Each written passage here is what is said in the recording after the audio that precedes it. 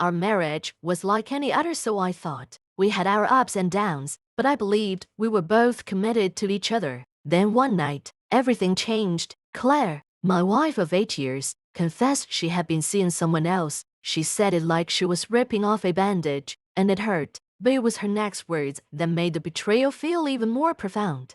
I want us to have an open marriage.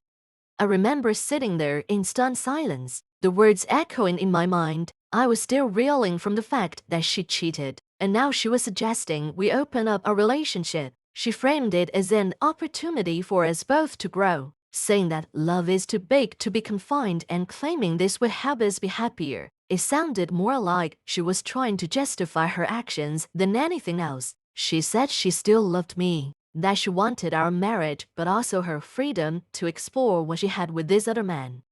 I couldn't wrap my head around it. The betrayal stung, but the thought of losing her hurt even more. I'd invested so much in our life together, and I didn't want to let go, so I reluctantly agreed. It felt like a compromise, a sacrifice to keep her. Maybe it would work, I told myself, even if I didn't really believe it.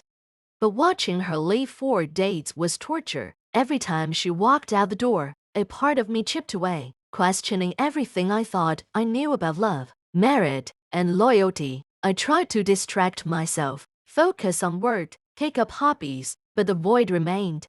Then I met Sarah. She was different from Claire in so many ways, kind, compassionate, and, most importantly, honest. We met by accident, but I quickly found myself confiding in her, sharing my story in a way that felt surprisingly natural. What started as a friendship gradually grew deeper. She listened, never judged, and over time, my heart began to heal. Eventually, I realized I didn't need the fragile half-love Claire was offering. I had found someone who respected me and, in her own gentle way, encouraged me to respect myself. I hadn't even known how much of myself I'd lost until I started seeing Sarah. For months, I had kept my distance from Claire emotionally. She could sense it, I think, but still had her freedom, so she didn't question it. But when I started spending more time with Sarah, she began noticing. She grew curious, asking if I was seeing someone, even trying to spark conversations with me that she'd been too busy for before. I knew it was because she sensed she was losing me.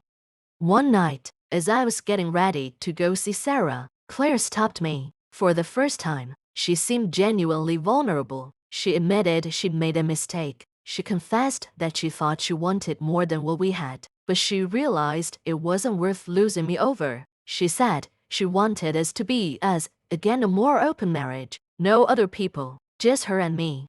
But it was too late. I told her I couldn't go back to pretending everything was okay. I explained that I'd fallen in love with Sarah, that she made me feel whole again, something I hadn't felt in a long time. Claire's face fell, and for the first time, I saw real regret in her eyes.